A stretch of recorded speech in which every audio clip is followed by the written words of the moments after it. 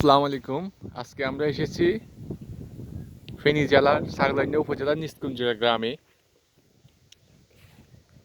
নিষ্কুঞ্জুরা থেকে কৃষ্ণ মজুমদার হাট যেতে প্রায় এতদিন মানুষ নৌকার ব্যবহার করত। দীর্ঘদিন নদীর ওপারের মানুষ চিকিৎসা, কর্মসংস্থান বা চাকরি বাকরিতে যেতে এই নৌকার উপর নির্ভরশীল ছিল। প্রায় সময় রাতের আঁধারে নৌকা পাওয়া যেত না। এই তাদের দুর্দশার কথা ভেবে কৃষ্ণমন্দার থেকে নিষ্কুঞ্জা গ্রামকে সংযোগ করার জন্য ফেনী নদীর উপর একটি সেতু নির্মাণের প্রকল্প গ্রহণ করা হয়। বর্তমানে এই ব্রিজের কাজ দ্রুতগতিতে এগিয়ে চলছে। এই ব্রিজ যদি সম্পূর্ণ কাজ শেষ হয় তখন আমাদের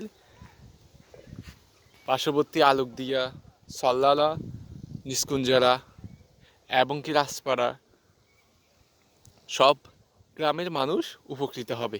বিশেষ করে কৃষ্ণ মজুমদার হাটের মানুষগুলো, তাদের যে প্রতিদিনের যাতায়াত, এখান দিয়ে তারা যায় বালিয়ারহাট, চট্টগ্রাম, ঢাকা।